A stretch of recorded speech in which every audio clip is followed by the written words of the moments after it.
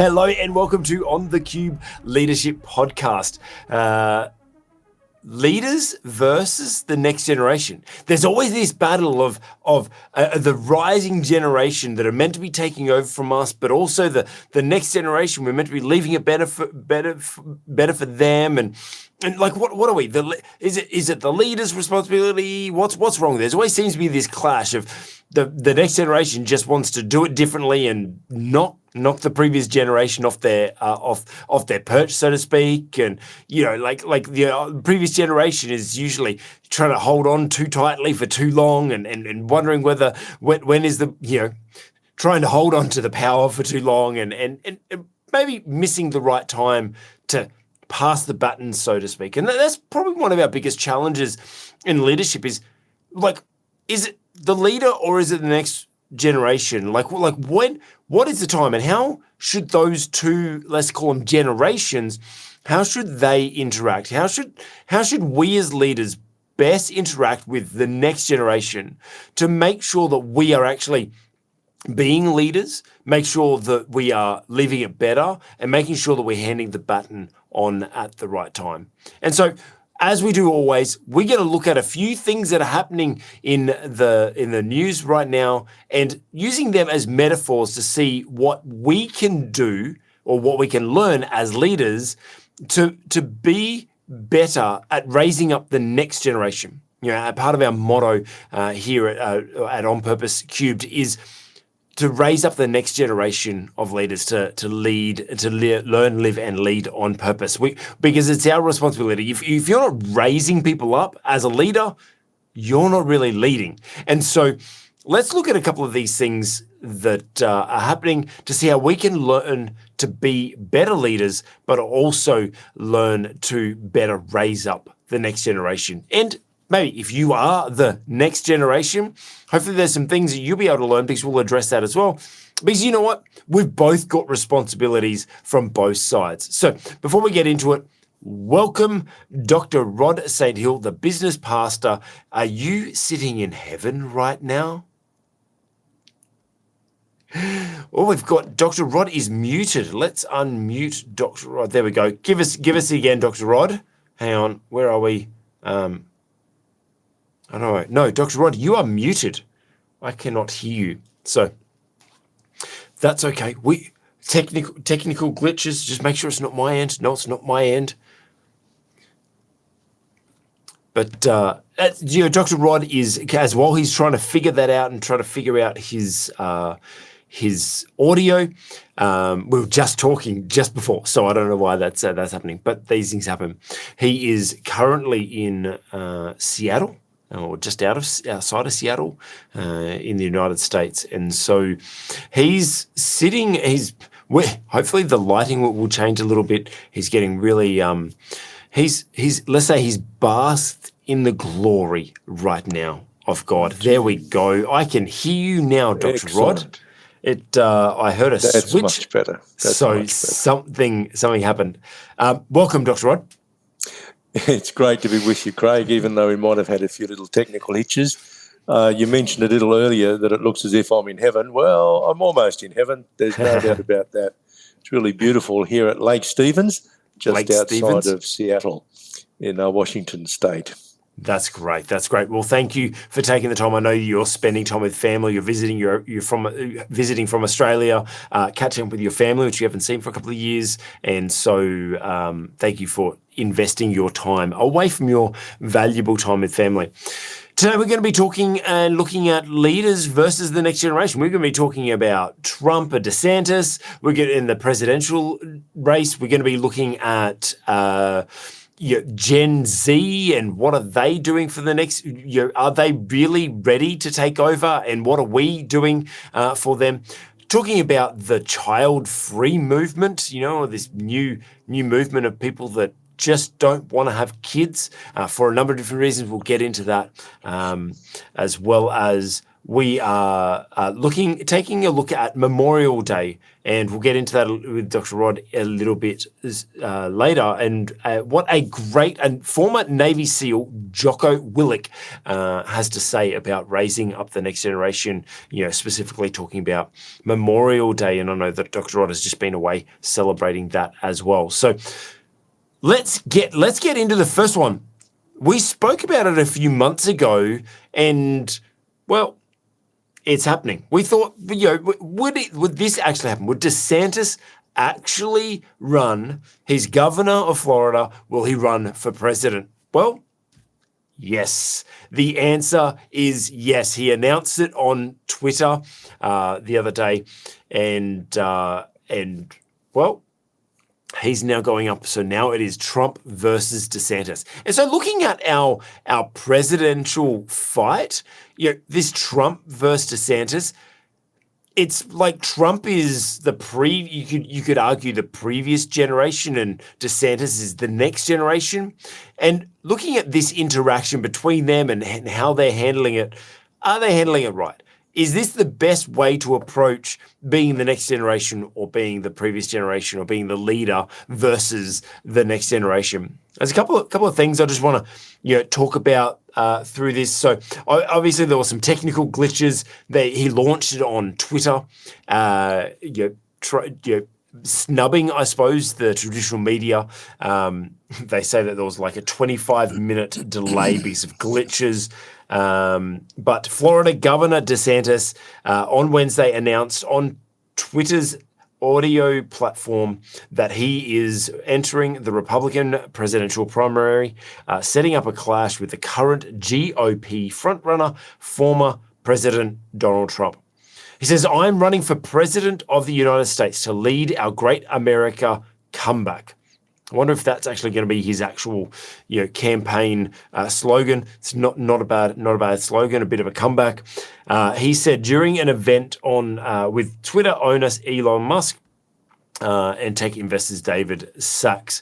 But we know our country's going in the wrong direction, he says. We see it with our own eyes, and we feel it in our bones. Later on, this article from CNN goes on to say that Governor Ron DeSantis says, "My pledge to you is that if you nominate me, you can set your clock to January 2025 at high noon, because on the west side of the US Capitol, I will be taking the oath of office as 47th President of the United States." DeSantis says, "No excuses. I will get the job done." I think it's quite interesting the way that Ron DeSantis approaches things, from this very confident approach of knowing that things need to be fixed, and he just goes, "I'm going to get it done." And later on, he actually says this: "Even my worst critics in Florida will acknowledge when I tell people I'm going to do something," DeSantis says, "I don't make promises or say I'm going to do something lightly." And so he's got a pretty good track record of, hey, if he says he's going to do something, he's going to do it.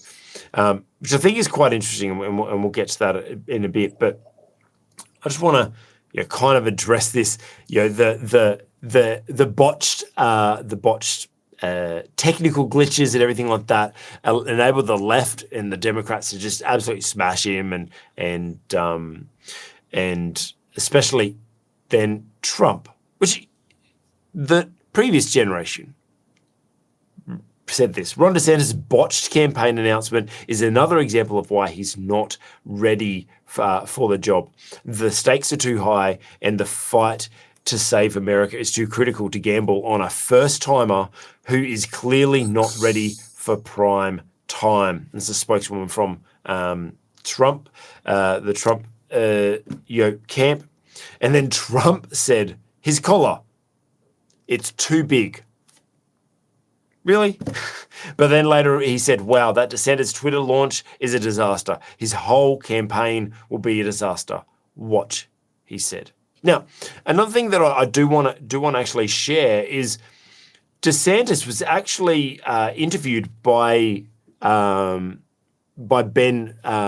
Shapiro on the Daily Wire, or the Ben Shapiro Show, and he was actually interviewed and Ben was kind of poking at him and trying to get something out of him, just trying to get to him to speak against Trump.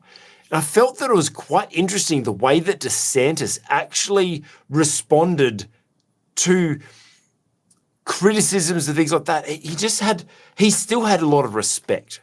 He still had, he was able to really not fire shots negatively, but still address the situation. And Dr. Rod, you would actually know that I've had this, we've both had issues with poor leadership and the previous generation, so to speak, not dealing with things properly. And it is always this tough balance to try to find, yes, we need to speak against the issues, but we also need to honor and respect the person of the past or the leader. And so I think that one thing that I really like about Governor Ron DeSantis is, while still addressing the concerns, he still has respect. He has respect for the office. He has respect for the situation and everything like that that Trump is going through. And so, Dr. Rod, how did you advise people to pick that? How do we still speak against what's going wrong while still having respect?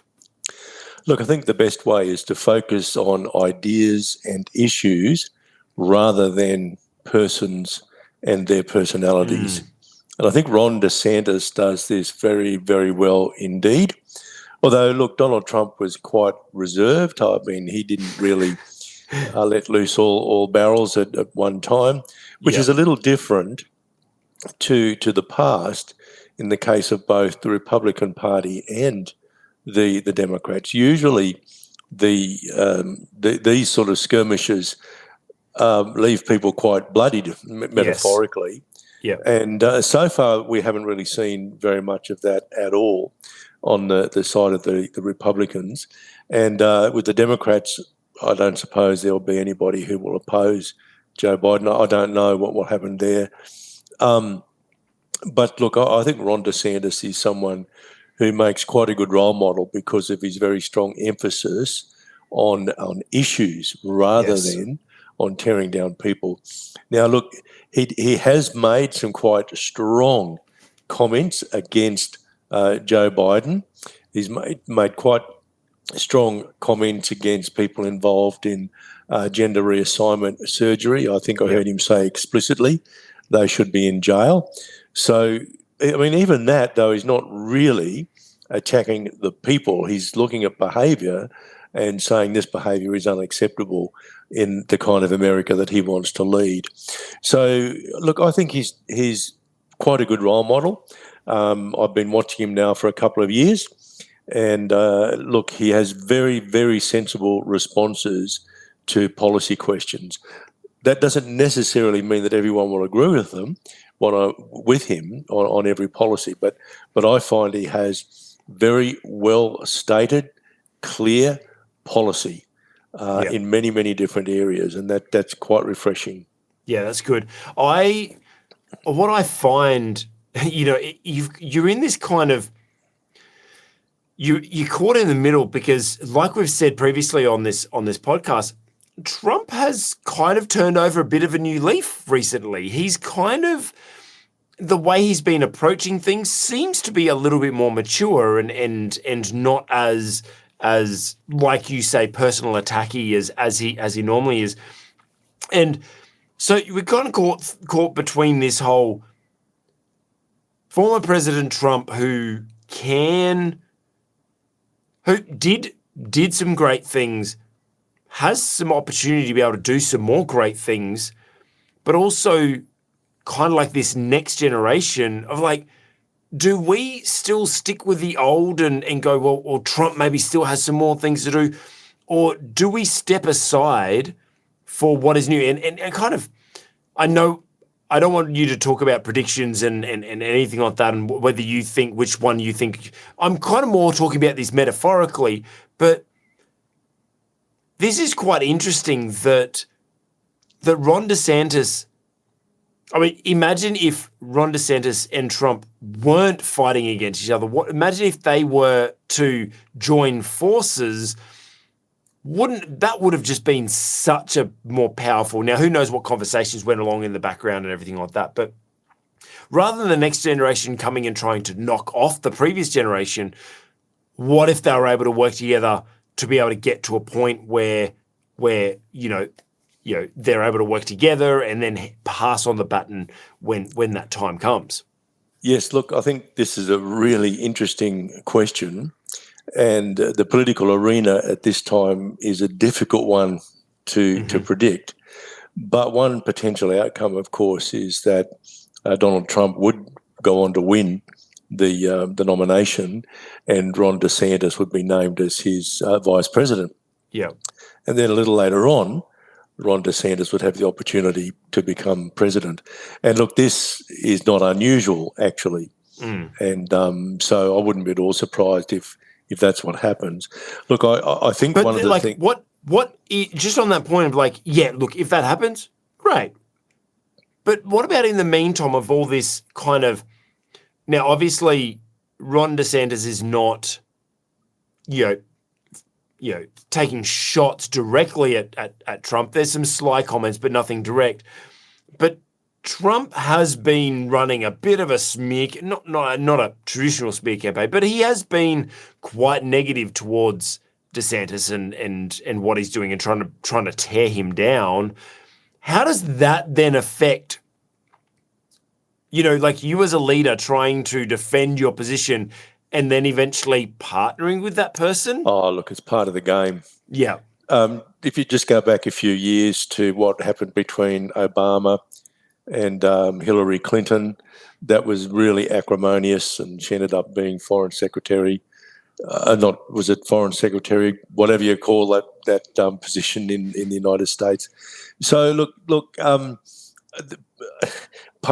is part of the game of politics, I think, in the United States. So the nominations process can be pretty dirty, pretty nasty, and then things settle down. So, I don't like the way it pans out, but this seems to be the way that the internal politicking plays out, at least in the context of the United States. And look, I have to say, my view about whether or not it's time to hand over the baton, that is for Donald Trump to gracefully bow out, I think the Durham report that was released a couple of weeks ago has changed a lot of things, certainly in my mind. And it's very, very clear that right from the outset, nearly everything that Donald Trump tried to do was undermined, not only at the political level, but at the level of what we call in Australia the public servants. And the Durham report makes it very, very clear that there was never a Russian conspiracy, and so much white-handing and undermining of Donald Trump went on during the course of his 4-year term as president that he has a lot of unfinished business. And at this stage, my hope would be that he gets the opportunity to finish that business in a different environment. And look, I guess the Durham report's kind of dropped out of view now, but it was news for a week or so. Of course, for those of our viewers who are based in Australia, they might like to know that the Durham report clearly stated that this whole thing started with an informal dinner or an informal meeting that was hosted by the Australian High Commissioner to London. So Australia has had a part to play, and that might have implications actually for the degree of trust between a potential Trump administration and the Australian government. So that's just something to keep in mind. But look, having had a bit of a look at the Durham report and heard some commentary on it, I think it really does make it very, very clear that there was a lot of very, very unethical, inappropriate, and potentially illegal activity that went on to try to stop Donald Trump from achieving anything. And really, it's a miracle that he managed to achieve anything at all. Yeah. So, although I do have sympathy with the idea that somebody of his age, someone who's already had an opportunity to be president, should hand the baton over, I think at this stage my preference would be to actually see him go through to take the nomination, become president, and have a freer environment in which to operate. And Ron DeSantis would make an extremely good vice president, and then perhaps next time around would be the right candidate to become president. I do think he'd make a very good president, and I personally don't think age should be held against him. I don't think he's too young. I don't think he's too experienced. He's been in the Congress, don't forget. He served a full term, I think, in the Congress of 6 years before he became governor. He is now an experienced governor because he's in his second term. Yeah. And he's a highly competent man. When he says he's going to do something, he does it. I think he'd be an excellent president. But I'm not convinced that at this point in history now is exactly the right time for Donald Trump to hand the baton to the younger generation through Ron DeSantis. But that's my personal opinion, and I do appreciate that other people have totally different opinions to me for all sorts of reasons. Yeah, I mean, look, yes, you can be in both camps, but actually, I like that. That's actually a pretty decent take on it. Is yes, Trump has unfinished business, and I'd like to see what he can do. Now, obviously, neither of us are Americans, and obviously, what happens in the United States doesn't directly affect us. Although I live in a country very close to that is actually quite strongly impacted, and obviously the world is impacted. Your children or your daughter and your son-in-law live there, so there is some impact. But I'd be interested to see what he can actually do the second time round. And looking at back at this from the leadership perspective about leaders versus the next generation is what could this launch that DeSantis has done. He's done it because he believes that there is a better way.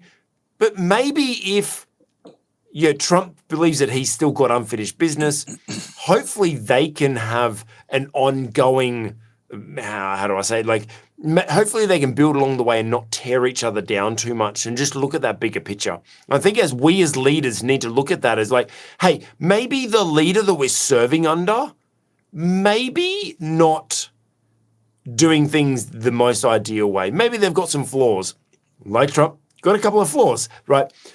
But maybe in the bigger picture, they're actually doing a good thing. And maybe there's an opportunity for us to partner rather than go against. However, it doesn't mean that we as leaders or the next generation just stay blind to inequities, I suppose is the right way to say it, or to wrongdoings. We should be able to stand up and speak our mind, but make sure, like we do with DeSantis, is that we actually do it from a place of respect, from appreciation, but still call out those things. I think it is important for us to be able to, as Dr. Rod said, separate the behavior from the person. That's kind of one big thing that we talk about when we talk about poor, our mission is to eradicate poor leadership. We're not talking about the people. We're not talking about eradicating people. We're talking about the behavior. And the behavior is something that we need to address, but without it being a personal attack on the person. Because in general, most leaders are trying from the good of their own heart that they believe that they are doing the best thing, even if it isn't the best behavior. And so that's what we talk about. And if you want to check that out and learn about how we are on a mission to eradicate poor leadership and how you can be a part of that for free as well, we have a free leadership development program that you can have access to. You download the app and click the thing on the screen, or the link is in the description below. Go and check out our free leadership development program, where you can learn to have respect for your for the previous generation, partnering with them, but also still calling out the things that we need to call out. So, talking about calling out or calling, Dr. Rod, you just mentioned, I mentioned before, and before we went live, you were speaking about that you just spent some time away for Memorial Day in the United States. It was Memorial Day in the United States, and there is a former Navy SEAL called Jocko Willink that he's actually now a leadership consultant and has an incredible book called Extreme Ownership, where it's a great story. He has this great story about how he actually found the opportunity to be promoted throughout the ranks from here taking ownership about on situations, right? And so Jocko Willink was recently interviewed for by Fox or by Fox Business, and he was interviewed to kind of, obviously promote Memorial Day, and how he's talking about how with the he was talking about how with Memorial Day, how it's a shame that people are using this for profit and Memorial Day sales and all this sort of stuff and everything. And he goes, we've missed the point of what Memorial Day is. Memorial Day is about remembering, which is memorial, so you're remembering the people that have fallen to give us our freedom. In Australia, we have Remembrance Day in November. We have Anzac Day in April, and so we have a couple of those things ourselves. And so we understand, but he's kind of fighting on this fact of like us versus the next generation. The next generation, how do we actually recruit the next generation? Because the next generation right now, and actually he then also went on and had an interview with Ben Shapiro.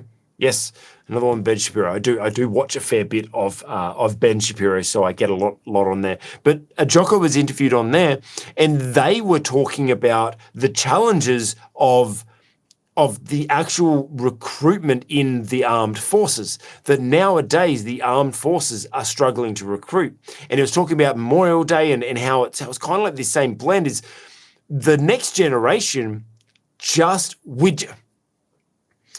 I suppose to put it crudely, is we're just not selling them, right? We're just not selling them on the real idea of being a part of what it takes to be a patriot, of what it takes to be a soldier and to fight for your country and things like that. He talks about on Memorial Day we're too busy thinking about the holidays and the and what do we do and the sales and everything like that, and we're missing sight of remembering the people that have fallen for us. And so the next generation don't see the value in that day. They're not seeing the value in this environment. And so he also says that the recruitment he said he was recruited from day one. Like he always wanted to be a commando and all that sort of stuff. And he wanted to be a part of that. But he said the recruitment nowadays, there's nothing to sell them because there's no pride. There's too much wokeness. There's too much of this other stuff going on that trying to make it all equal and all this sort of stuff. And they've lost the appeal of really trying to recruit that next generation to their cause, because the people that are going to be most beneficial, you need to attract a particular type of person to that. And so, Dr. Rod, what's your take on, I suppose, us going through, as you're obviously a generation above me, and Yash, our producer in the background here, is a generation below me, and so we've got 3 generations here, and so we're always, I would say that, we talk about, the next generation, they just haven't. They just don't understand what it's like.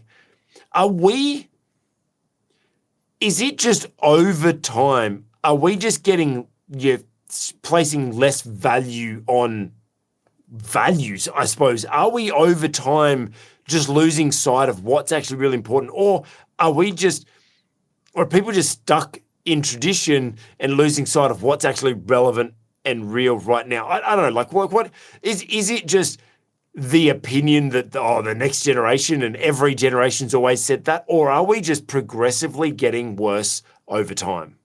Oh, sorry, not worse, less passionate, less patriotic, and less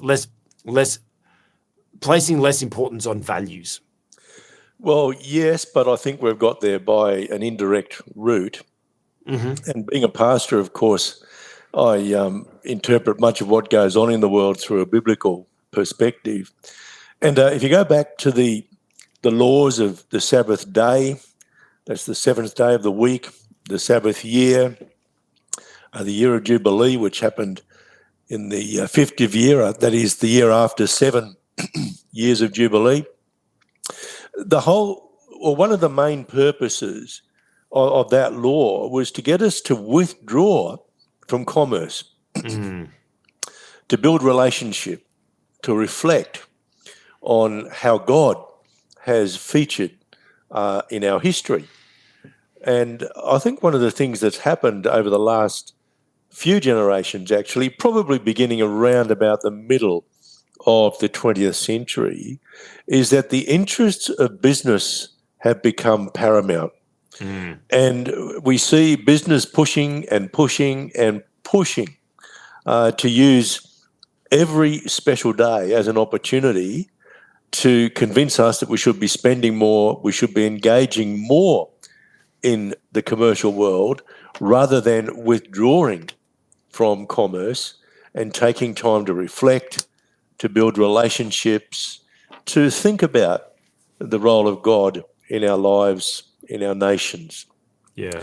And so with Memorial Day and many other public holidays, they become opportunities for commerce.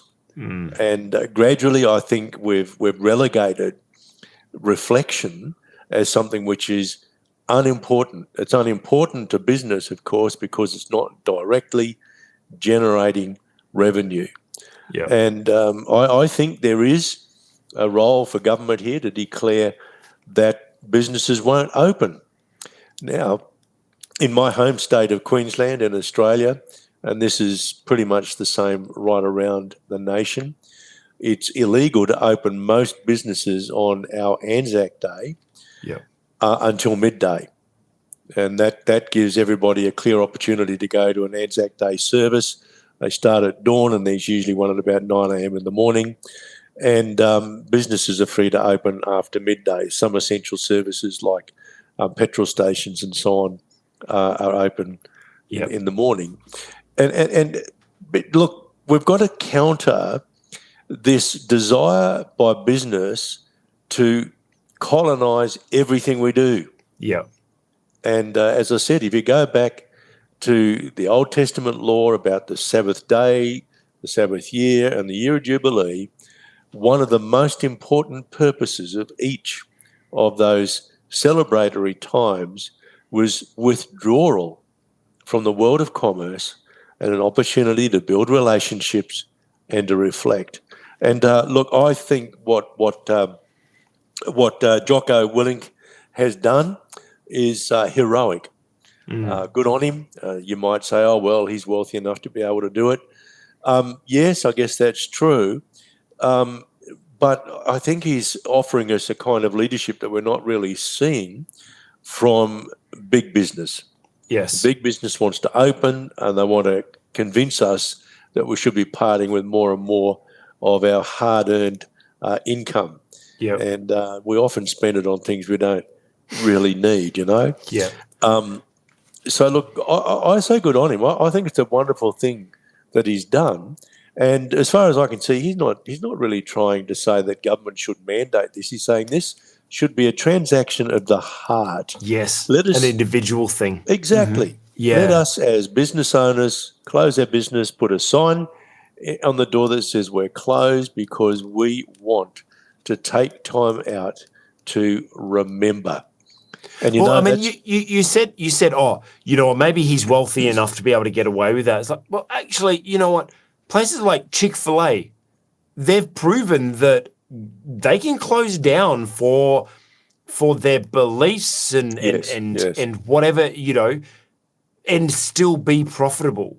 You know, like you could close down for Memorial Day, and still be profitable. You know, you losing that one day is not going to lose your business. So, yeah, so then he's talking about we're losing sight of what the real meaning of Memorial Day is. Obviously, you're talking about commerce kind of, you know, wedging itself into there, and I suppose to kind of go deeper on that, it's not just commerce, it's greed. I suppose to say, like, just to make it a, you know, the core root is just greed. I just want more. I just want to sell more. I want to make more money. I just want more. So there's that little bit of greed there. Now, that being said, how do we make sure, and one of his other comments around the recruitment of the army and things like that, like how do we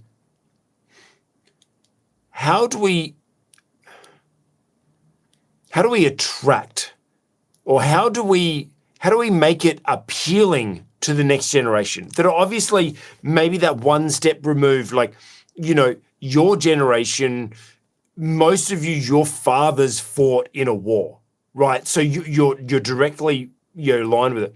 My generation, my grandfather fought in a war, and I saw some photos of it, and it's kind of like that. Now the next generation, so much further removed, you know, from an actual war, unless you know people that have been in the Iraq War or whatever, but not as we're kind of getting more and more removed from it. How do we still make it appealing? The values and those, like you talk about, you know, the sabbatical year and taking off the Sabbath and all those sorts of things.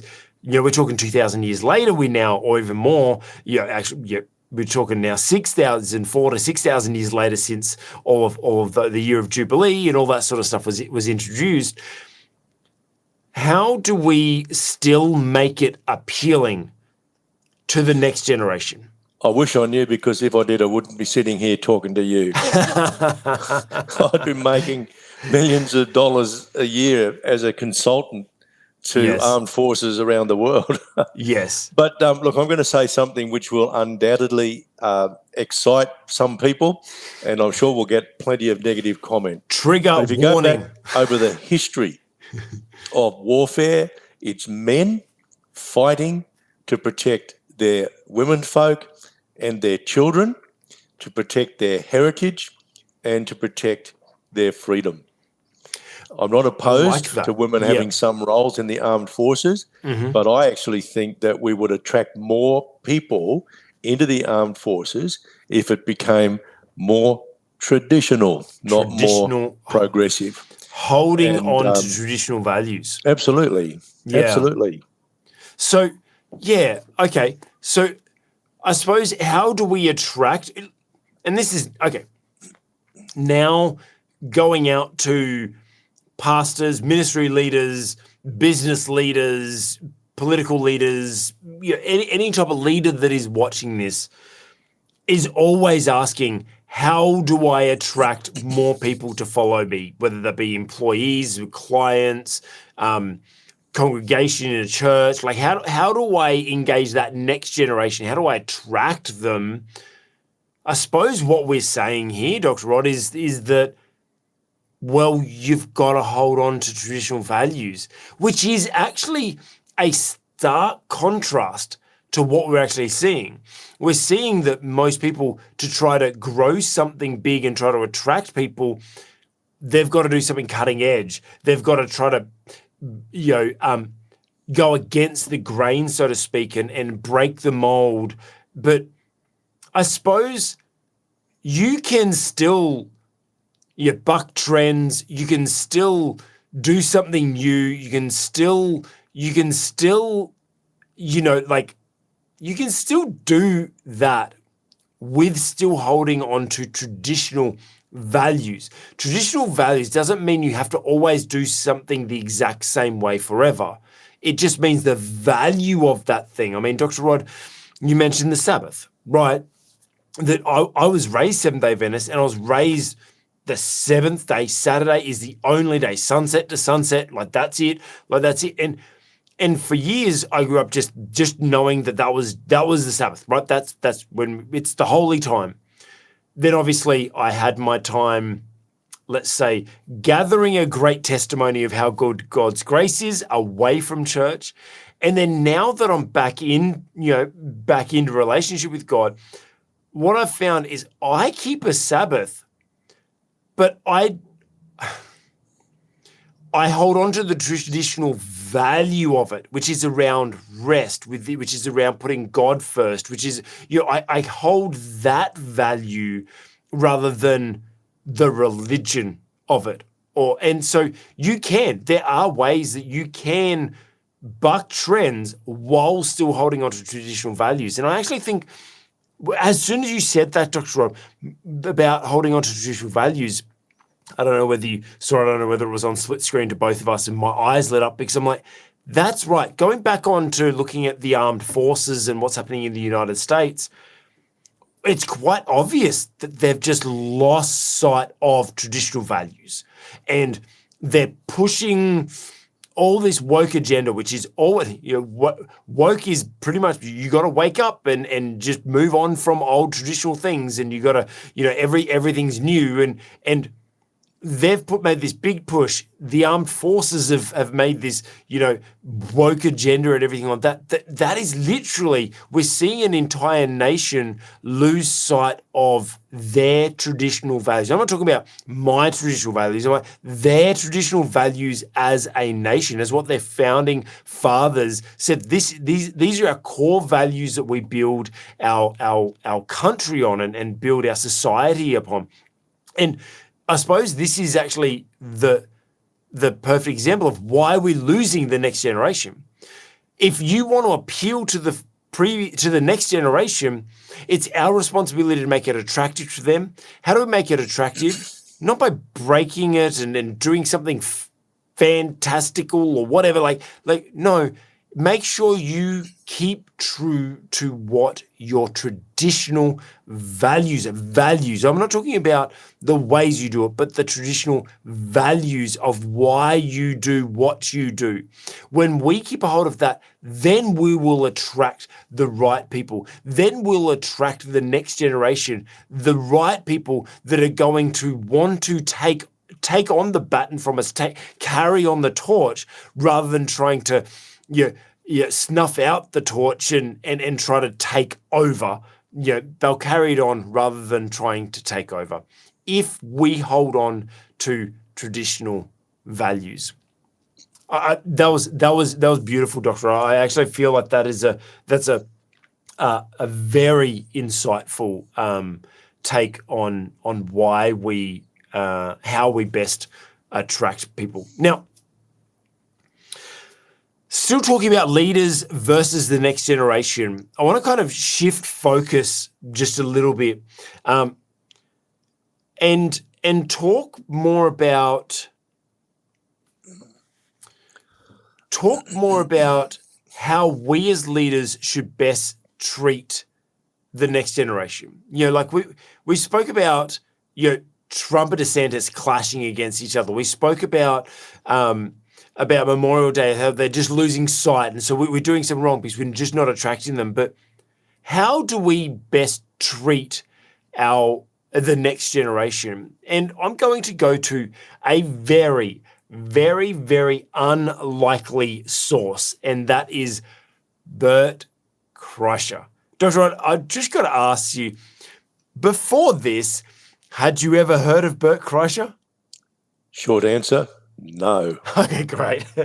So I introduced you to someone new. Now, I have to say, normally with all these things that we share, there's usually some pretty good role models that we'll talk about.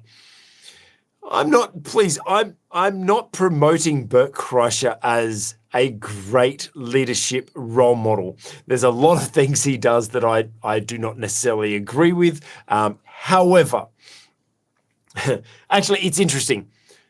Through this podcast, you will gather my, or our viewing habits. And yes, one of my guilty pleasures is to watch comedy podcasts. It's just like sometimes when I'm working on some mindless things, I'll have podcasts playing in the background that I don't really need to pay attention to, that I can laugh at every now and then. Or sometimes I just want a bit of an emotional escape, and so I'll jump into some comedy podcasts. And one of those is Bert Kreischer, or actually Two Bears, One Cave. Two Bears, One Cave, which is normally Bert Kreischer and Tom Segura, two really great comedians. Now, Bert is known as The Machine, and actually just this weekend, his movie just launched across the States. And unfortunately, I can't see it here in the Dominican Republic. It's not available. He shot to stardom many years ago through one of his acts, or the stories in his acts. It's actually a true story of when he was going through college. He went on a trip to Russia with his class, ended up hooking up with the Russian mafia, and ended up robbing all his friends on the train. And it's kind of like that routine made him famous, right? It was a pretty funny story, and he's a funny guy. Hold the language, though. Hold the language. But Bert on this podcast, and so actually a bit of a PSA, a bit of I suppose an appeal. If you want some different movies to watch rather than just all these, obviously these Disney woke agendas or just these massive franchises, that's all movies seem to be nowadays. It's just a big franchise pulling out their 20th episode of the movie. Now, if you're wanting some variety and want to bring back some of those, the traditional, some of those great comedy movies that we used to love to watch and laugh at, let me encourage you, support this movie. Go and watch it at the movies and show people that we actually value some good old comedy movies. Yeah, The Machine. It's in movies now. Go and check it out. Find it out. So it's his story, but it carries on of what his life is like now, and he gets gets kidnapped by the mob now and everything like that. So go and check it out. So Bert has actually was on his podcast, Two Bears, One Cave, with Kevin Smith, who's actually Silent Bob from Jay and Silent Bob. I don't know if you know those movies, but like I said, I wouldn't recommend. Look, all of our links to everything we refer to is all in the description. However, warning, bad language and everything like that. However, at this point in the podcast, it was actually quite interesting when they were sharing the talking about during the pandemic and their responsibility as leaders to the next generation. And Bert they're kind of sharing the fact that they actually, I love their honesty. They were sharing about their mental health challenges that, Kevin Smith, had a mental breakdown and went into rehab and all that sort of stuff. And he kind of shares that story, and Bert's very big on his, battles with mental health as well. So it's really good that they're open about this. But Kevin Smith here is actually talking about him going through knowing he was about to have a breakdown, but couldn't stop because he knew that on his tour that he was going on, he had all of these people that were relying on him for their income. And then Bert echoed that as well. And he said, yeah, look, when we went through the pandemic, Bert Kreischer actually did this tour called the Fully Loaded Tour, where no one was touring. There was no work for comedians anywhere. Obviously, everything was shut down. And Bert did this Fully Loaded Tour, and he just gathered all of his friend comedians and just said, come along, let's just do a tour. I'm going to create work for you, right?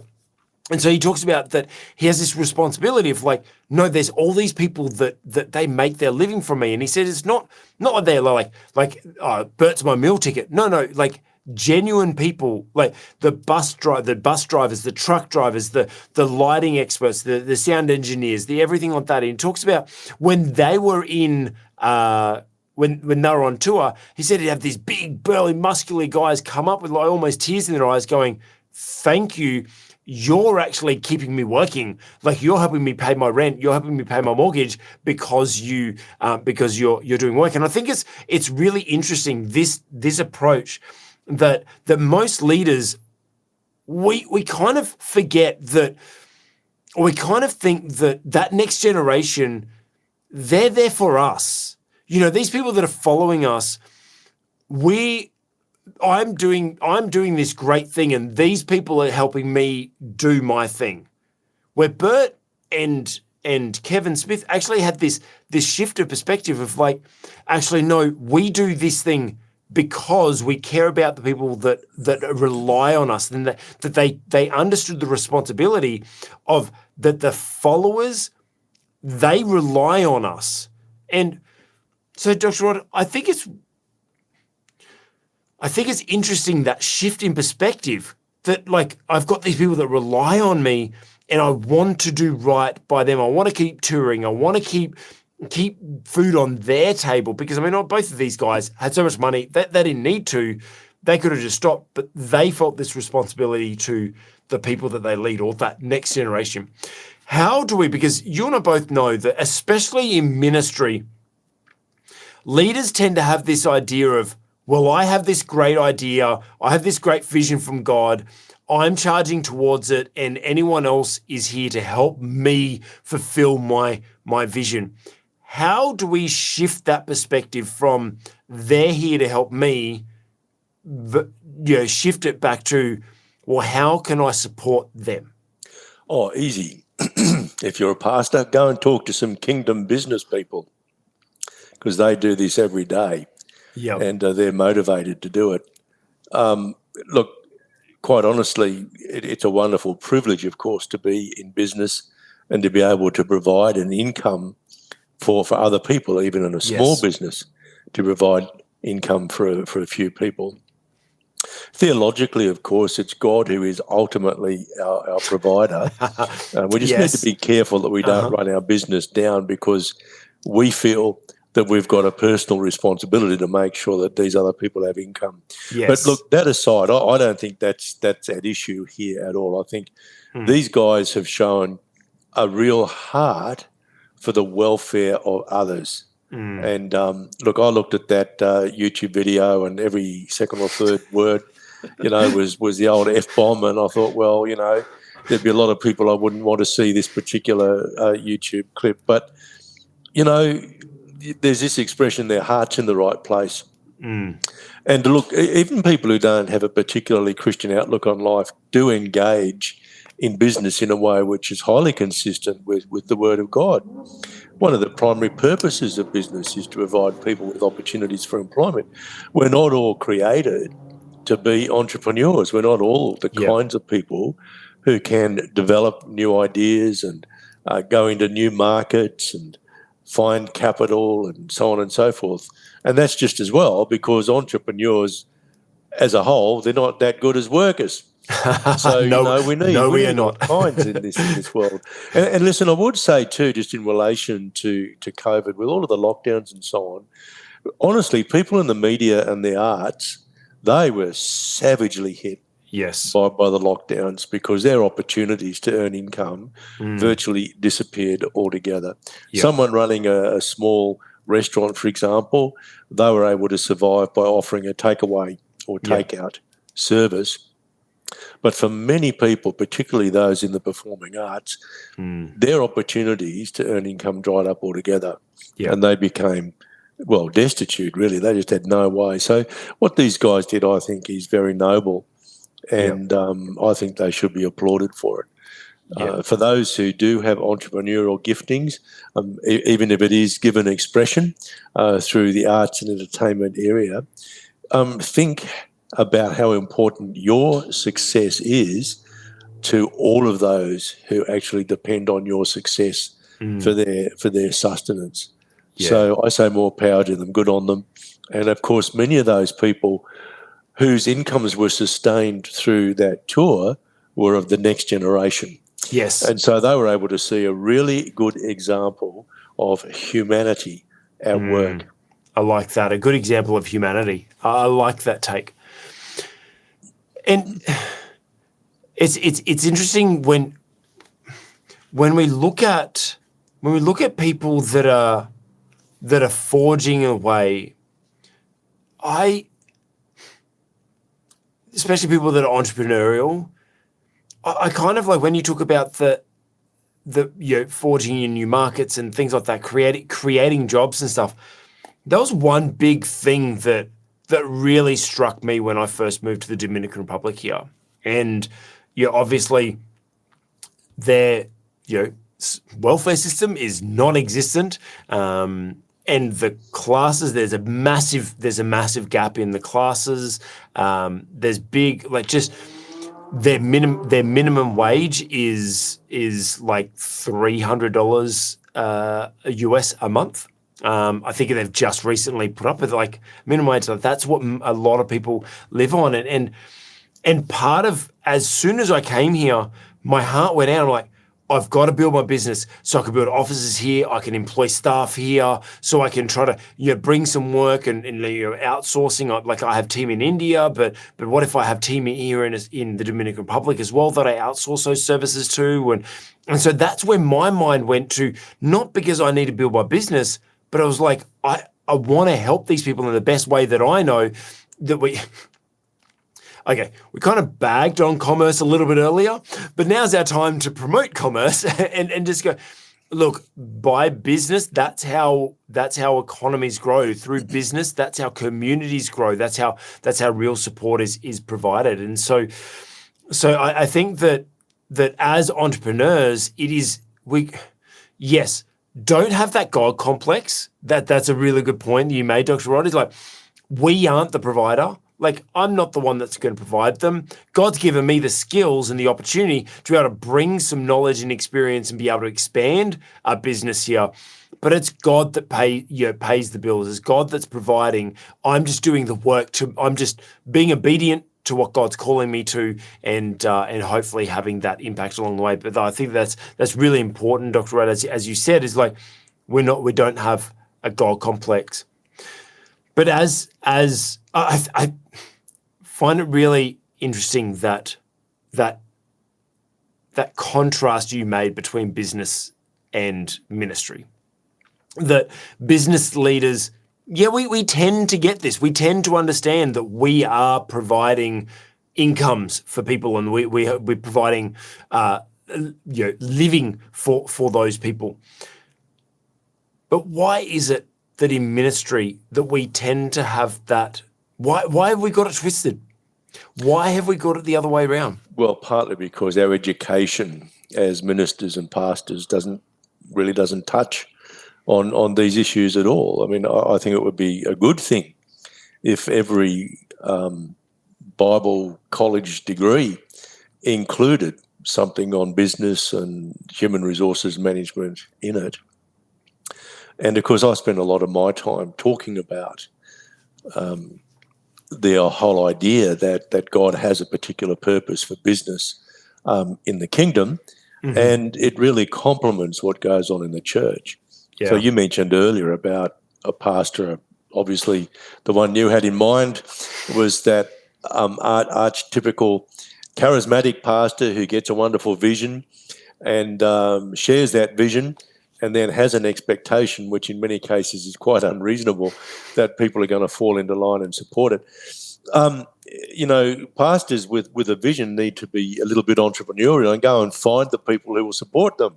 Yes. So I think it's a bit self-defeating in some ways to stand up in front of your current congregation and say, well, I've got this vision, and now your job is to fall into line behind it and to support it. If you've got a vision as an entrepreneur, you go and find people who can provide the capital. Yeah. You go and find people who can make it become a reality. So, for example, who can provide machining or marketing services or whatever. And I think one of the skills we need to develop as pastors is to be able to present our vision to those who will get behind it. And most of the time, there will be a solid core of people who get behind you who come from the business sector. They're the ones who have actually got the financial resources to back you. Yeah, and look, good. there are many, many examples of pastors who have done this. This is not to say you ignore your congregation, but your role as a pastor is equip those in your congregation to fulfill the purpose that God has for them. Yes. And I'm sure this is the segue to you mentioning the leadership course, the free leadership program. What leadership program is that we have, and what can they learn in there, Dr. Rod? Oh, about mate, they can learn an awful lot in that. Discovering their purpose and understanding that it's important to help those that we're leading fulfill their purposes. Absolutely, and that's what we need to do as pastors. But when we get that great big vision, that's when we need to be entrepreneurial pastors and go and find people who will support it. They won't necessarily all be in our own congregation. I know that will be anathema to many, but that's what I believe, and that's the way I try to live. And also, like, I know it's almost cliche because I bring it up every time we talk about this topic, is Jesus came to serve, not be served. Like, that's right. Like you mentioned, we as pastors aren't taught it. Yeah, you were. Jesus taught it, right? Like, and why have we lost? Why have we lost that? Like, it's not like we've got this big vision from God, and now it's time for everyone else to fall in line and serve us and serve me and my vision. No, we're here to serve those, and that goes across business as well, because we as business owners understand the benefit of, or understand the responsibility we have to employ, our team and to be able to keep them employed, and we take on that weight and that responsibility of the ownership of knowing that, well, I've got to pay the wages every week, and it's that weight on us. But do we actually step out even greater and go, okay, how can I support my people? How can I support that next generation even more? How can I support those people that are going to raise up and take on? Maybe they'll take over your position. Maybe they'll take on the business. Maybe they'll expand it into a different area or something like that. But how can we support those people?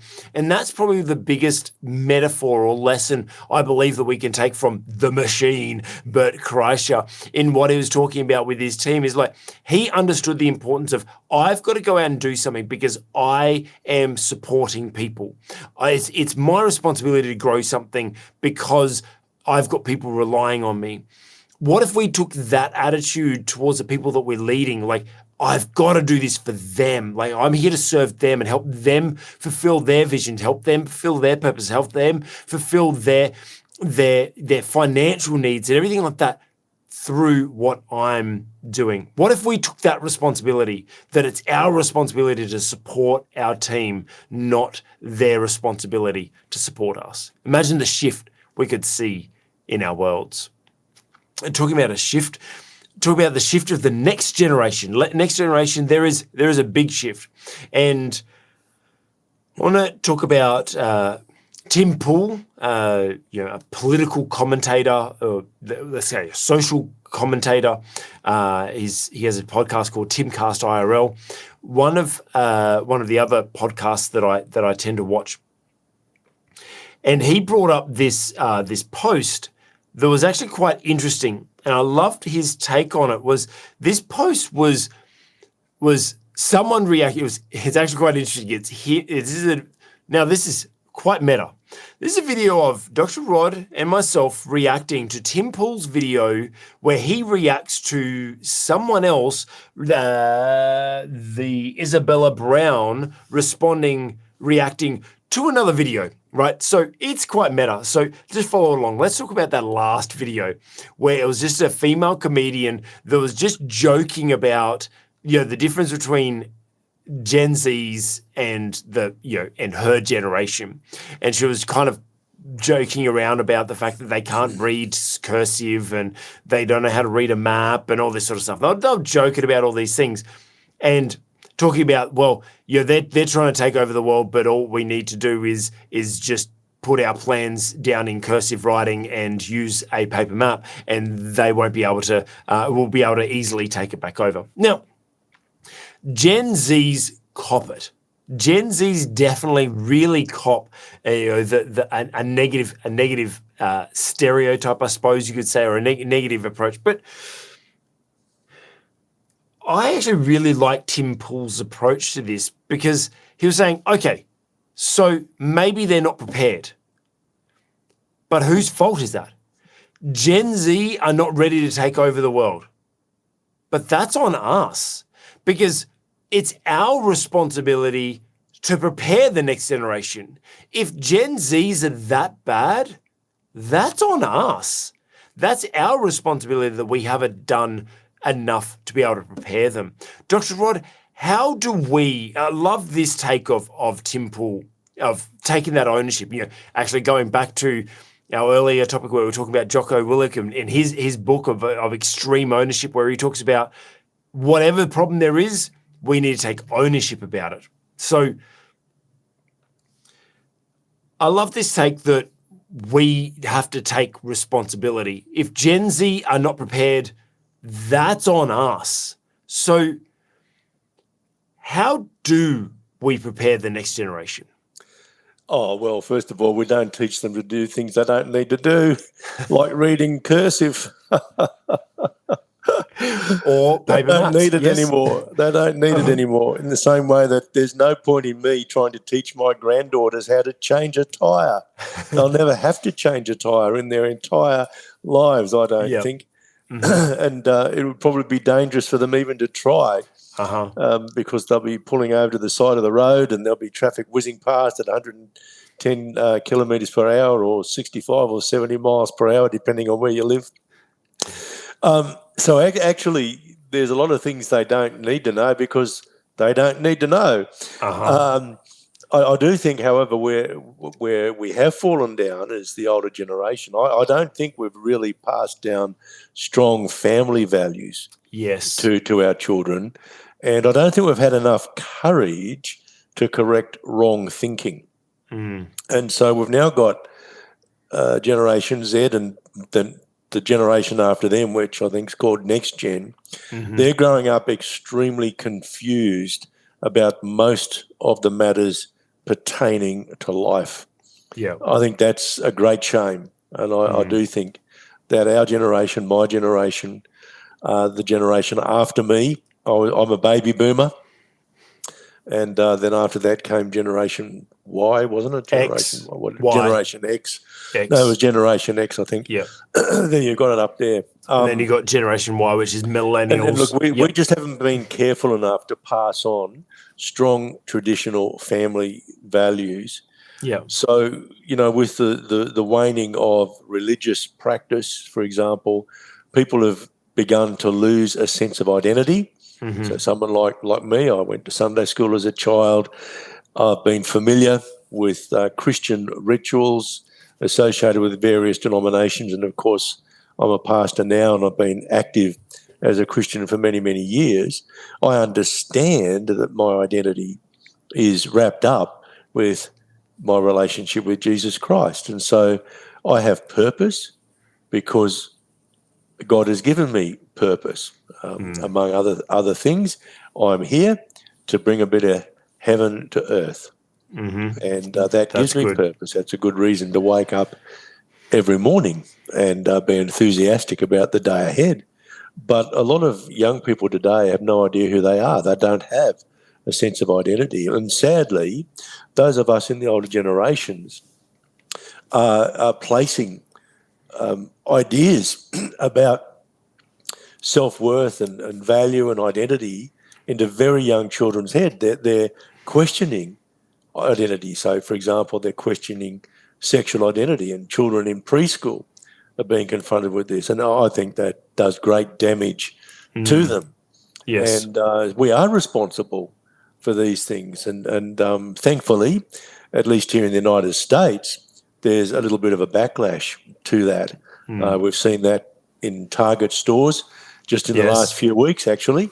With their decision to remove some highly inappropriate children's clothing and I believe their market value has fallen by, I think it's about $15 billion. Now, that's not going to hurt them a lot, but they should be taking the signal that, you know what, there are people out there who think enough is enough, and they're now saying it's time to stop. We're doing great harm to children and to the younger generation. And we see that manifest in very high rates of mental illness and, sadly, also in suicides. So Dr. Rod, how do you suggest that, why?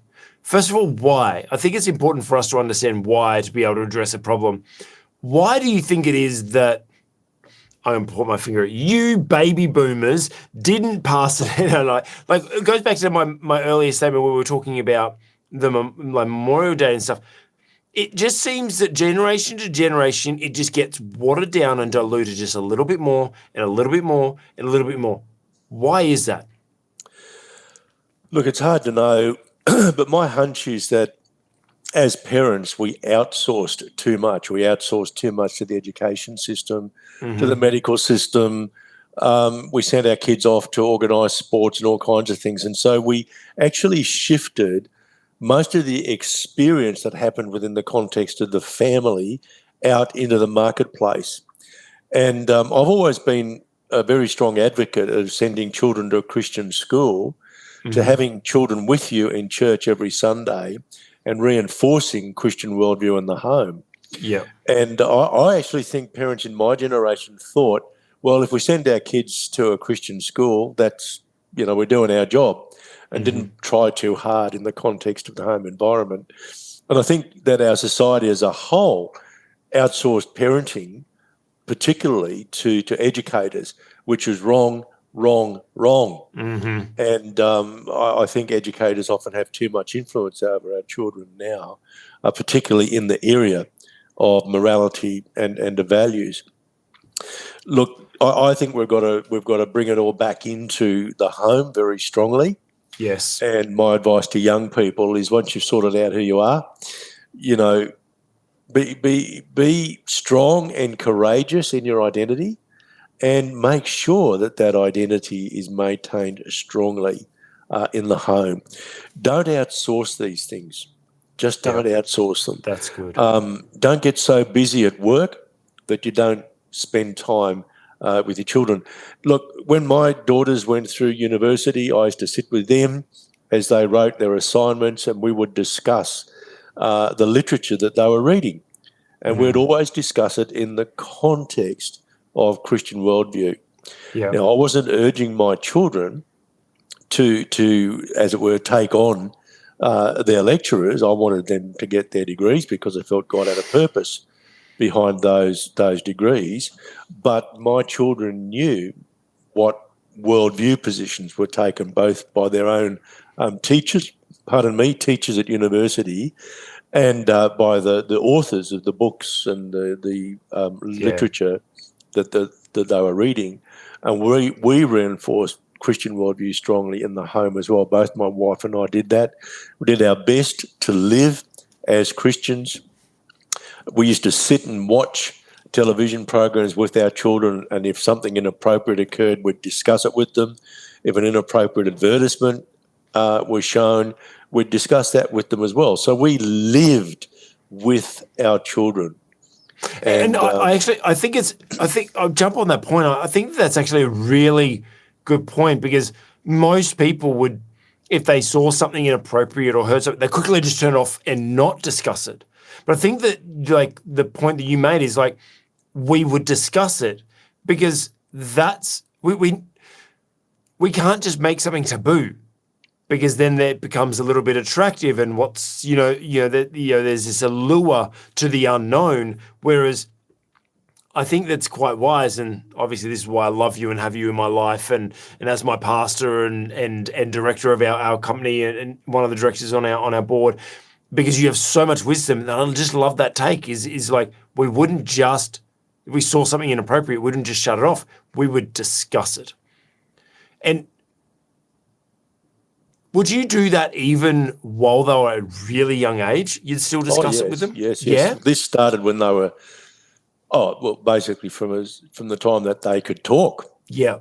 And we taught our children to tithe long before they went to school.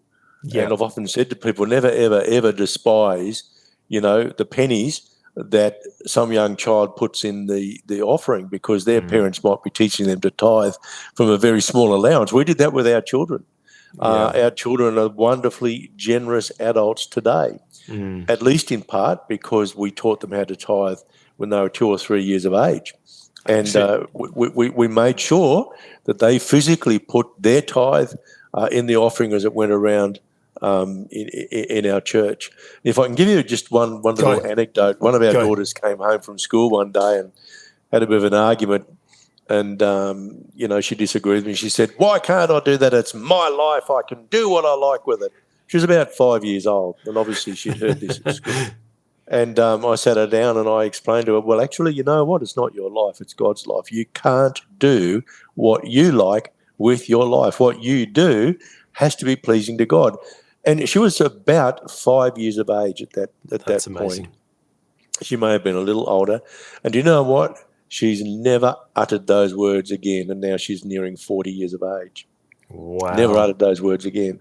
And then, look, powerful. I didn't spank her. Well, it'd be illegal these days anyway, but I didn't spank her. I didn't rouse on her. I didn't raise my voice. I sat her down and I said, no, we don't say things like that in this family.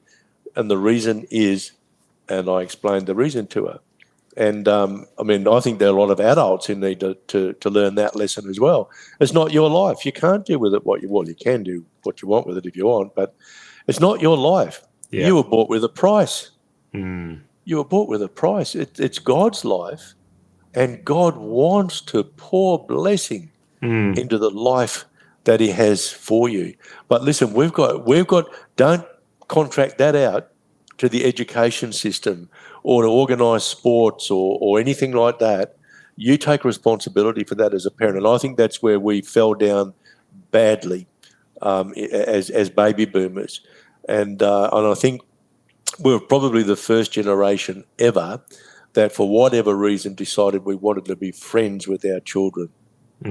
A parent is not the friend of a child. In fact, I think it's an insult. Yeah. Our relationship as parents goes way, way beyond friendship. Yeah. It's the same in a marriage relationship. I always arc up when I see people write on their social media, my wife or my husband, they're my best friend. Best friend. What a blooming insult. What an insult. My wife is way, way more important than my best friend. Well, I've said to some people, hey, I'll die for my wife, but I'm not too sure I'll die for you. That's the difference between a best friend and a wife, Yeah, that's good. That's good. Anyway, I think we got a few things wrong, and we're paying for it now. That's for sure. So, Dr. Rod, I'm glad we've got you as a representation of baby boomer on this podcast, because we can just point everything to you. We blame you, Dr. Rod. I'll take it. No, look, we need to take that responsibility ourselves. Yeah. If you don't like the next generation coming up, that's on you. That's your responsibility. Like, what are you doing to raise up the next generation? What are you doing have you just outsourced, as Dr. Rod said, have you just outsourced the growth, the teaching, the learning, the development of the next generation? Or are you intrinsically involved, communicating, talking through, discussing, openly including them in every journey? And like, obviously we're talking about kids, but let's talk about the next generation. Maybe you're leading a church or leading a business or whatever. Make sure you're nurturing those people, that next generation. Don't just outsource that to so-and-so will look after that or whatever. Like, no, make sure you're intrinsically involved in everything that is bringing up the next generation so that we can make sure we're imparting the right values. Opening up communications. I know that I've had great leaders that have just pulled me under their wing, and just the fact that they've included me in certain meetings just helped me grow and develop as a leader, and I'm a much better leader now because of those opportunities, just because they included me in conversations. That's all it is. If you don't like the way the next generation is, that's on you. take some under your wing and help mentor them, help them develop and pass on those values that we spoke about. And if you are that next generation, then and the previous generation isn't doing that for you, don't despise them for it. Don't try to cut them down or stuff them out or whatever. Like, don't try to dethrone them. How about you go up and say, hey, I'd love to learn from you. What can I do to learn from you? What can I do? Partner, like go and like some of the best things I've done is I've just found a great leader and I've just gone and served them. What can I do for you? And it's those people that gave me the opportunities to be in those rooms, to lead organizations, to be in charge of projects, to gain experiences, because I went up to someone and I just said, what can I learn from you? How can I learn from you? What can I do to be in your world that I can learn from you? So next generation, if you don't feel like you're getting the mentorship, if you don't feel like you're getting the person supporting and encouraging you, that's not passing on enough knowledge or experience, go and seek them out. Now, I know we as a society have just rushed together and just gone, well, now you've got to go and get a coach. No, you don't need a coach. You need a mentor. You need to find someone that you can serve that has the same vision of you to be able to learn and develop from them. Go and serve them and help them with what they're pursuing so that you can learn from them as well. And a little bit of a shameless plug once again, link down in the description. Our mobile app leadership development program completely free, has been developed with you in mind, with you specifically in mind, the next generation. We've made it so that you can actually learn because no one's teaching you this stuff. We've created this free so you can learn it. You don't need a coach. You just need to go and learn. And hey, we've got the resources there for you also. So if you don't like the next generation, it's your fault. I kind of liked that. So getting on to our next topic, talking about raising up that next generation is what if we just didn't have a next generation? Wouldn't that make it easier? Well, there's Jen Kimura. I don't know if I'm saying his name properly. He's actually doing some great, let's say, street journalism where he just goes out and actually asks some, controversial questions. I actually really like his approach.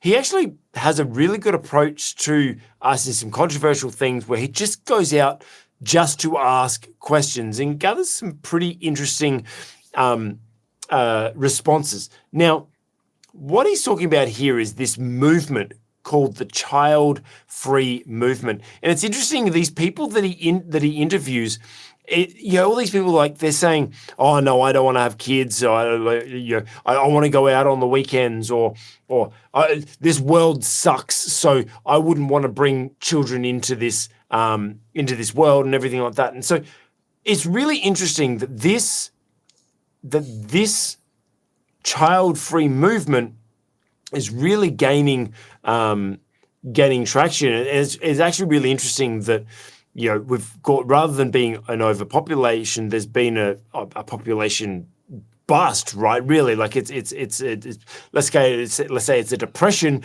of population growth. And so I think it's really interesting that when we talk about the next generation and wanting to have kids, it is a shame that there's this movement of this child-free movement that's trying to promote the fact that it's more beneficial to, and actually some of them, and here's actually an interesting take, that Brett Cooper from the comment section, she's one of the Daily Wire commentators. She also had commented on this video, and she was talking about, like, is it selfish or not? Because some of these people say that because the world is so bad, climate change and the world's falling apart and wars and everything like that, that it's actually more selfish to want to have children than it is not. Dr. Rod, I know we want to talk about this from a leadership perspective and looking at how we as leaders can manage the next generation. Before we do that, let's just talk purely straight on children. Having children, this child-free movement. What's your take on it?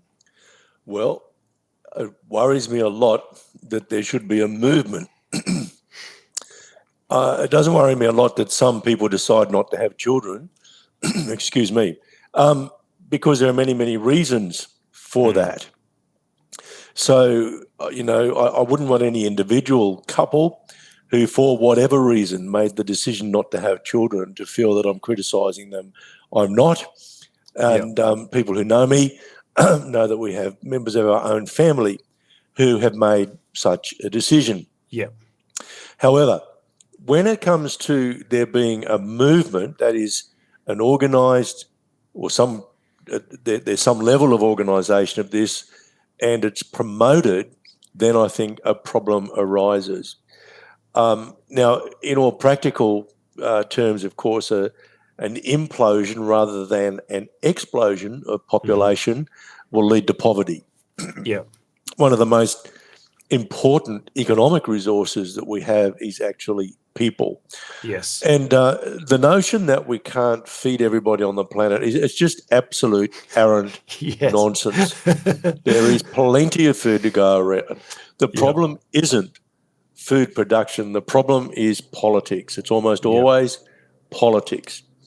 And the world has never been overpopulated and is hardly likely to be in the foreseeable future. And the doomsday forecasts that go all the way back to the 1970s have never come true. And one of the reasons for that is that there have been technological developments that have avoided it. There have also been political developments that have avoided, for example, another worldwide war. Yeah. And there is good reason to believe that those forces will continue, despite what's going on in Ukraine at the moment. I doubt that it will end up in a world war because the consequences will be so dire. We will continue as we have since Vietnam, where we fight proxy wars now, and so they tend to be localised. So look, I don't think the world is going to end in a worldwide war where we blow ourselves off the planet. I don't think overpopulation is going to cause catastrophic global warming or any other catastrophic climate outcomes either. I do think that part of the motivations behind those who are leaders of this movement is selfishness. They just don't want to share what they have with anybody else. But I think there's also a lot of fear. And I think that's a huge tragedy. And look, you just listen to the mainstream media any day of the week and you will be given 3 or 4 reasons to fear. And experts, so-called experts, are warning, the end of the world is nigh. This has been going on for generations, of course. There was prophecies about that in the Bible. So there are that as well. Thousands of years they've been saying the world is over. Slightly different issues there. I mean, I think, look, maybe we should devote a whole program to this one day. But look, I have a feeling, I can't prove it, but I have a feeling that God is getting pretty close to drawing curtains on this phase of human existence. And that's one reason why I don't fear the future, because I think the future is written for us in the book of Revelation. But it's not just selfishness that's driving this movement. It is fear. I believe that fear is misplaced because I think there's evidence to give us great hope for the future, evidence that politically we're far wiser than we've been in ages past, and a worldwide conflict is unlikely. It could happen, but it's unlikely. I don't think we're about to meet an economic collapse. Again, I think we've learned a lot since the Great Depression of the 1930s, almost 100 years ago. I think we know how to manage economic issues far better than we ever did before. We still make mistakes, but not catastrophic mistakes that are going to lead to a worldwide collapse of business enterprise. And I think the ecological fear, frankly, is misplaced. Look, I don't want to get into an argument about whether or not the world is warming. You can find evidence to suggest that, yes, that is actually the case. I think one of the reasons why there is so much fear around is that we seem, from a policy perspective, to want to turn it around. And I just don't know that we can take on the global influences, global weather influences, and beat them. So there's great hope for us in adaptation. We don't spend enough time talking about adaptation. Yeah. And, there are parts of the world that will actually become more productive if indeed global temperatures continue to rise. There'll be parts of the world that become much harsher climates in which to live. But, for goodness sake, I'm in North America at the moment. More people die from exposure to low temperatures than they do to high temperatures. And people dying from environmental causes have the numbers of people dying from environmental causes has dropped dramatically over the last few decades. Largely because we manage those disasters a lot better than we ever did before, partly through better human organisation, but partly through better technology as well. Yeah, I think that. Sorry, I was just trying to find. There was a chart that while preparing for this, and I don't know where I saw it now. There was this chart that you were talking about the actual impact of limiting population, that it actually leads to poverty. It does. There was this graph that I can't. I was just looking down trying to find it.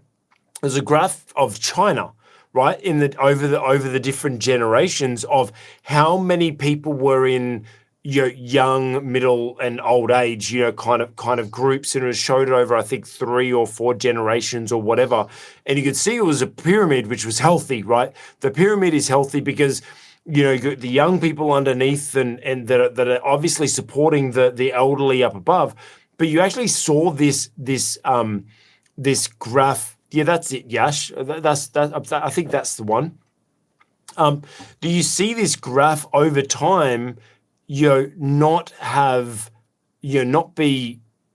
So the graph was heavy down the bottom. Now it's going heavy towards the middle, and there's not enough younger generation supporting that middle gap, and then obviously that middle band that's heavy, that's going to get older, and that's just going to move up, and the forecasts are just get skinnier at the bottom, and that means there's fewer people at the bottom that then have to support that older generation. That's what you're saying. So I mean, that's the child thing, right? So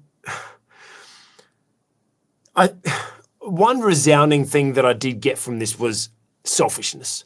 It was just selfish. People just thinking about themselves. I want to go out partying on the weekend. I want to be able to sleep in. I want to, and I'm going to be like every typical parent that just says, yes, I have had less sleep in the last 3 years than I've had it. Well, actually, no, that's probably not true.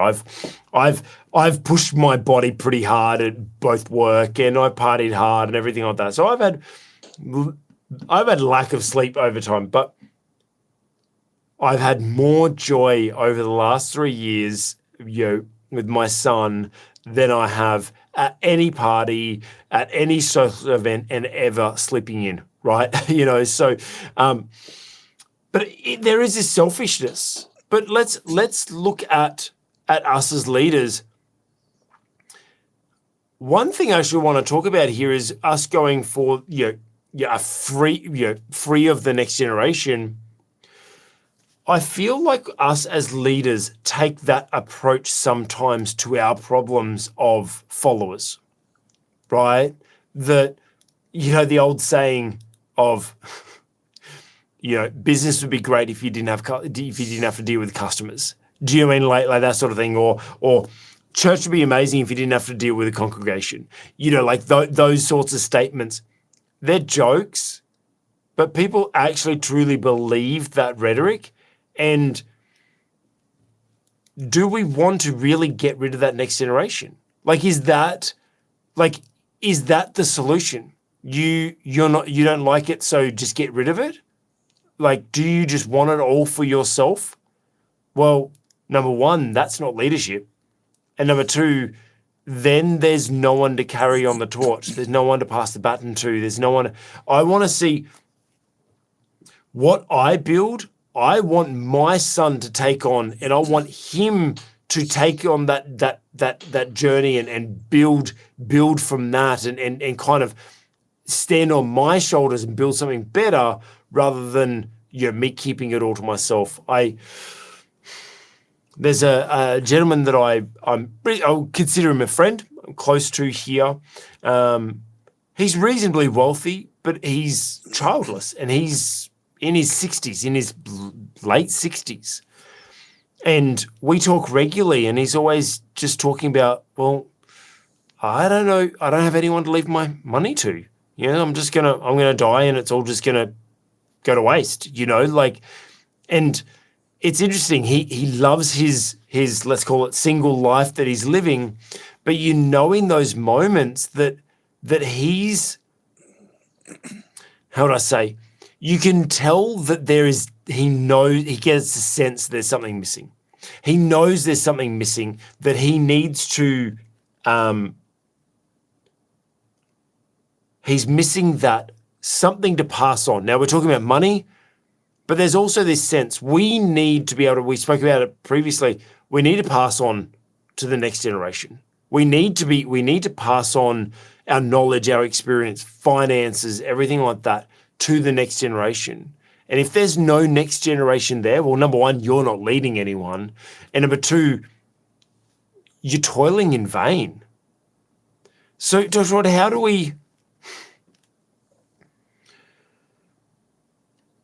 we make this shift from selfishness to selflessness? Well, that's another one of those questions that I wish I knew the answer to, because it took us a long time to get here. And I don't know that there's a simple solution.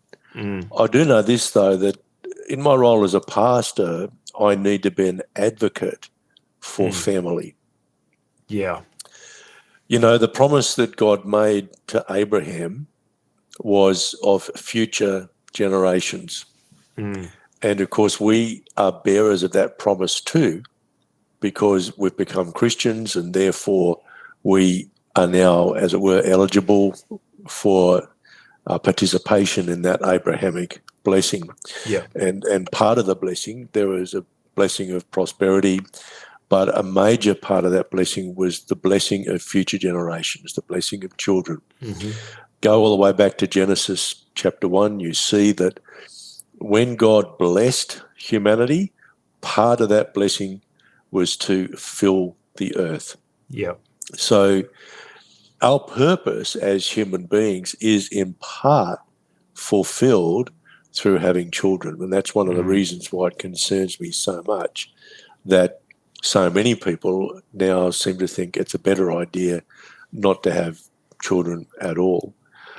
So God's intention right from the beginning was that we would continue on this earth, that we would fill the earth, we wouldn't exploit it, we would look after everything else that God had created and put in the earth for our use and for our pleasure, for our blessing. So leaders, I think, should do everything they can to champion family. Family is a picture of how God relates to his people. But in family, there is simply so much blessing.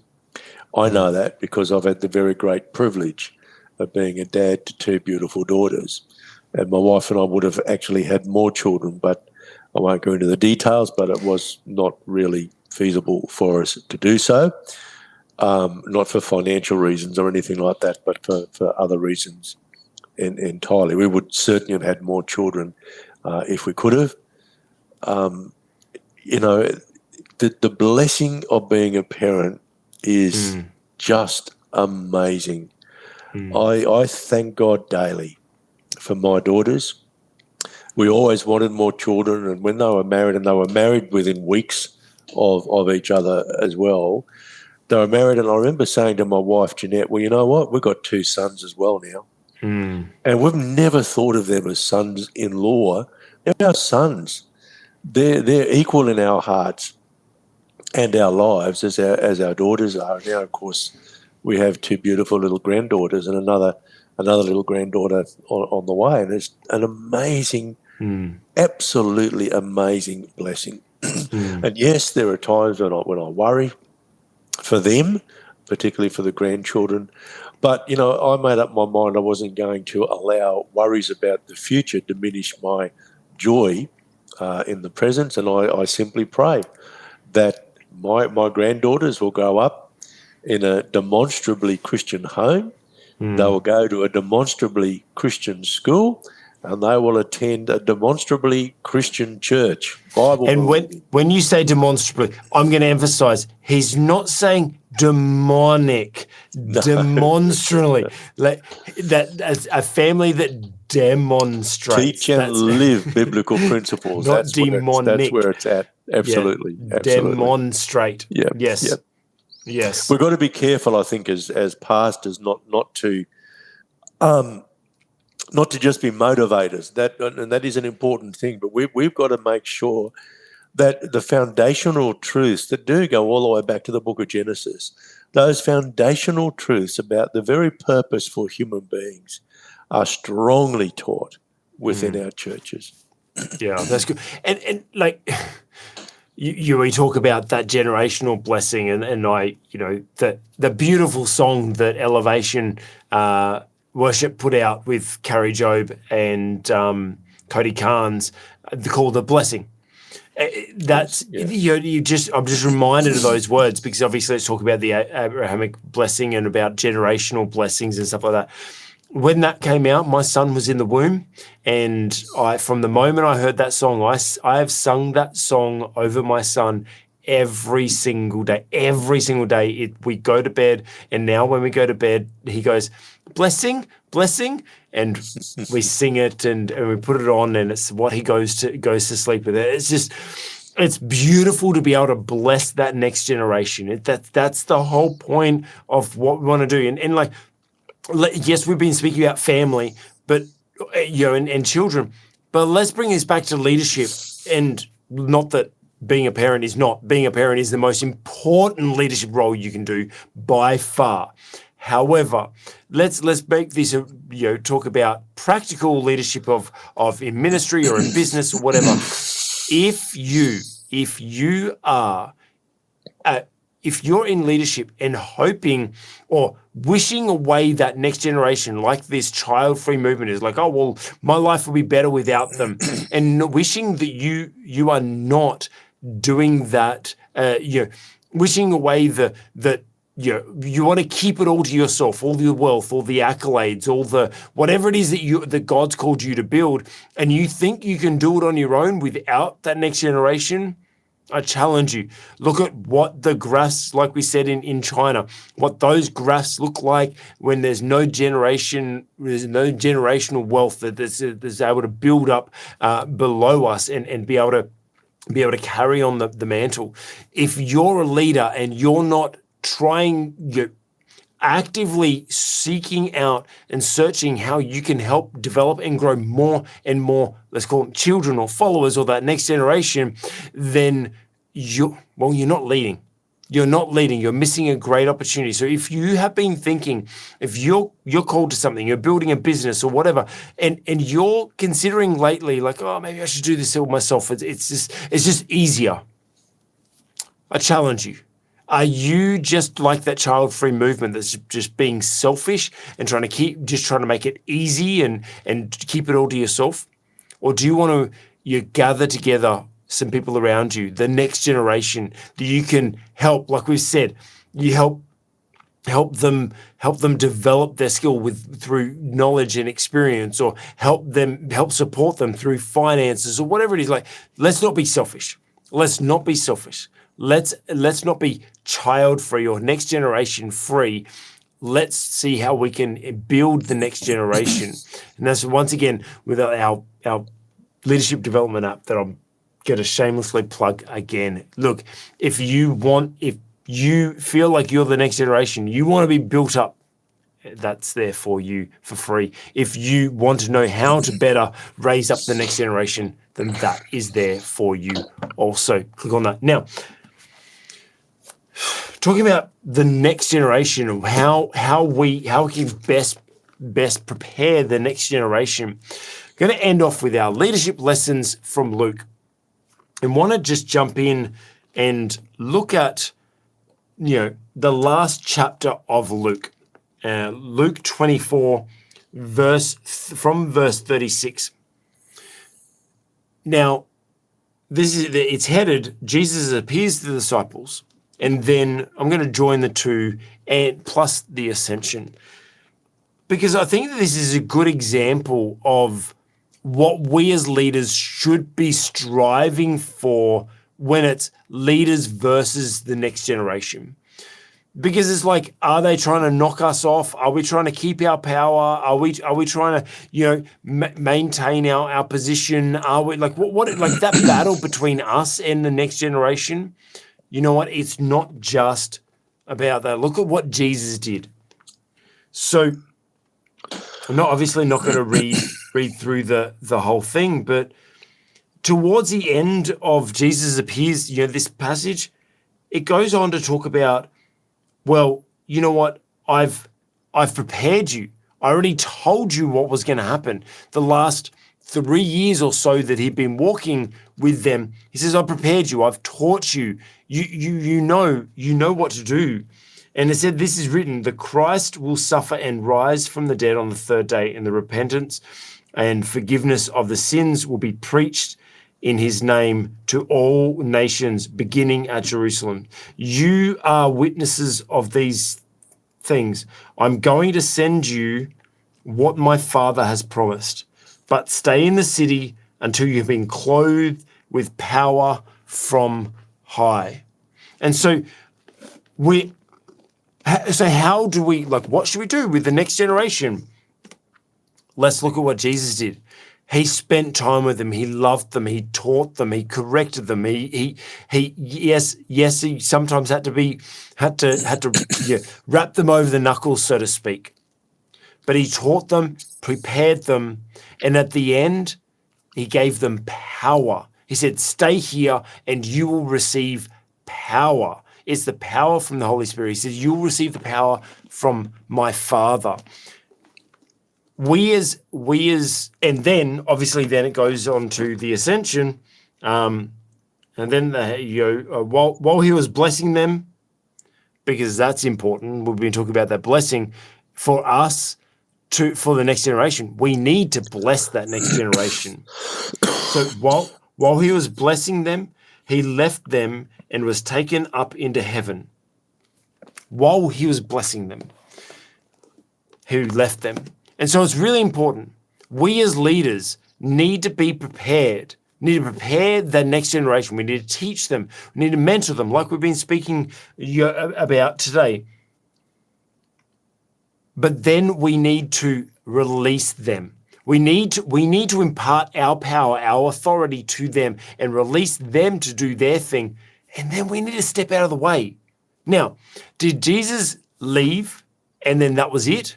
No, he left and he's still there with us in heaven. He's still connected, but he stepped aside because he was releasing them to do that next journey. Dr. Rod, how do we know that right time to step aside, to release people for us to step aside and let that next generation take over? Well, in my experience, the best thing to do is to find out what God's timing is. And I know that sounds fairly trite, but look, I've always tried to do that, and I've always felt at peace when I have, as it were, handed over the reins. And, look, honestly, if you pray and if you wait upon the Lord, I guarantee that he will show you. So the right time is not going to be the right time in all circumstances. For many of us, it will come towards the end of our life, no doubt. Say, for those of us who are leaving a business behind to children, or as we're getting on in years as pastors and we're looking to hand over the reins to the next generation. The best possible thing, of course, is to know with certainty what is God's timing on this. But I think even if you're not confident that you can hear from God on a matter such as this, or if your theology tells you something different, and look, I do understand that there are different theologies to mine on this, and there's a theology that says, well, look, God has given you a brain, so you use it. I'm oversimplifying, but that this is not something that God will necessarily give you an answer on or intervene on. So if you come from that theological persuasion, I think there are some signs that you need to look for, and they have to do with losing vigour. Now, that can be physical vigour, which may come simply through the process of ageing. It can come in terms of vigour of vision, where you might simply be becoming stale, and that can happen fairly early in life, and it might be time for you to use your talents and your energy and your time on something else. But really, as soon as you are starting to wake each day without a sense of excitement about what God is going to bring to you in your current position, I think that's when you need to start seriously considering, is it now time to hand over to the next generation? The other thing to keep in mind too is the readiness of the next generation to receive the power, the authority, and the responsibility. That's good. And that's going to depend on a whole lot of things like formal education, level of spiritual and emotional maturity, and so on. And you need also, I think, to have a good sense of timing from the perspective of the person or the people that you're going to hand it on to. But look, I strongly urge people, pray about it, hear from God, because I do believe God will show you when is the right time to move on. That's really good. So the next generation, leaders versus the next generation. It's our responsibility as leaders.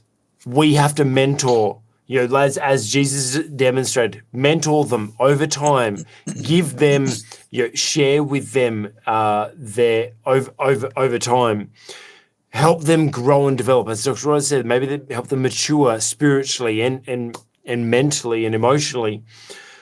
We need to be able to then release them and empower them, and then we need to step out of the way. And so we've spoken about a bunch of different things this week about leaders versus the next generation, how to approach challenges, do it with respect, honor the previous generation, how to make sure that we don't let the next generation lose sight of what's important. Make sure we're transferring traditional values. As Bert Kreischer, The Machine, go and watch the movie. Go and check out the movie if it's available in your local area.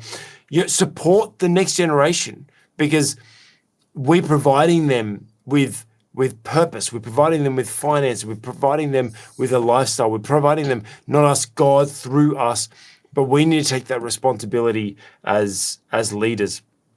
And if you're not happy with how the previous generation and the next generation are, well, it's on you. Help raise them up. Raise them up. Don't try to do this by ourselves. Let's try to gather people around us. Let's try to mentor and share our knowledge and experience with that previous generation.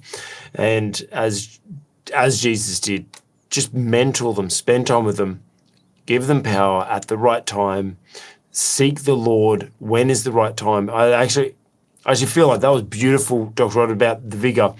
When you've lost passion about it, you should know. Don't hold on for too long. Know when it is the right time to step aside and give power and authority and responsibility to the next generation. But hey, if you've enjoyed this, if you've learned anything from it, we'd love to hear your comments below. Give us a thumbs up, and we'd really, really appreciate if you would consider subscribing to our channel. But Dr. Rod, as always, thank you so much for taking your time, and thank you so much. I know that you've had, your throat has not, your voice has not been all that great. So thank you for powering through with us and giving us your wisdom. Always, it's a privilege. It's a pleasure, despite the challenges that I've had today, mate. I'm just so thrilled to be able to partner with you in this. Awesome. Well, bless you, Dr. Rod, and bless you. Thank you so much. Check back next week. Check out our other content. There's plenty more where we talk about everyday events and how we can become better leaders.